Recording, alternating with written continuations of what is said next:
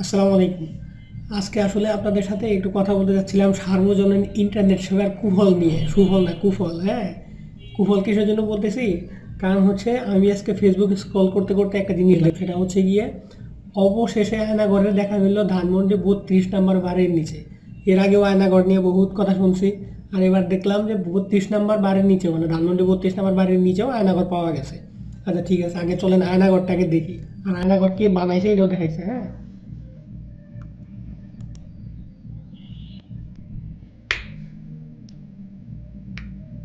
এই হচ্ছে আপনার আয়নাঘর। আর একটা কথা কি, এই আয়নাঘরের মধ্যে আপনার টোটাল, মানে এদিকে যে ভিডিও আছে, এই ভিডিওর মধ্যে 1.2 মিলিয়ন ভিউ আছে। 1.2 মিলিয়ন ভিউ মানুষ দেখছে, তারা আবার কিছু মানুষ এটা বিশ্বাস করেছে, বিশ্বাস করে শেয়ার করছে আমার ফেসবুক মানে নিউজ ফিডে যেহেতু আসছে, তার মানে এটাকেও বিশ্বাস করে শেয়ার করছে।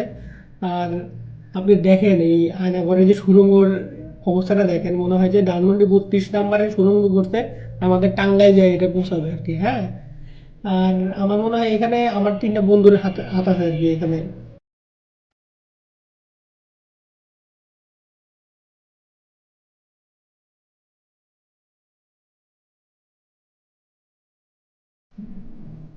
চিন্তা করা যায়, আর আবার মানে মানুষ যা পারতেছে তাই ছাড়তেছে। আর ব্যাকগ্রাউন্ড মিউজিকটা দেখছেন?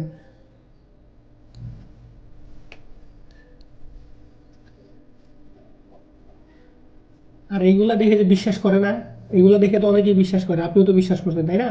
এগুলো যদি বিশ্বাস করেন, আপনার ছবি আছে, আপনার দেখাবে এটার মধ্যে, আপনার আয়নাঘরের মধ্যে আপনি আছেন, আপনার দেখাবে তাহলে।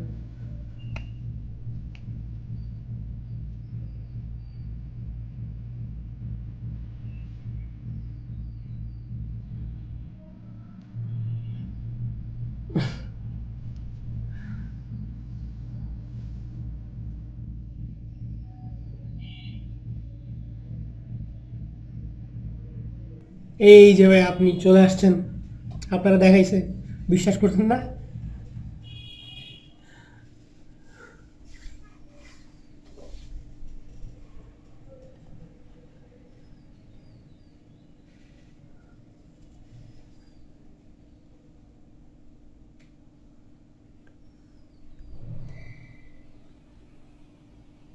এই যে দেন, পারভেজ, আমিরুল আর সাইম, চিন্তা করা যায় ওরা তিনজনে মিলে এটা খুঁজছে, কারণ এর কারণ আছে।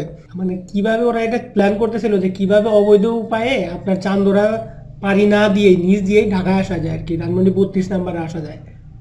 মানে মানুষ এইগুলা মানে আপলোড করে, এগুলা আবার মানুষ বিশ্বাস করে, আবার শেয়ার করে। মানে কেমনে কি ভাই এগুলা, মানে এদের গুজবে কান দিবেন না ভাই।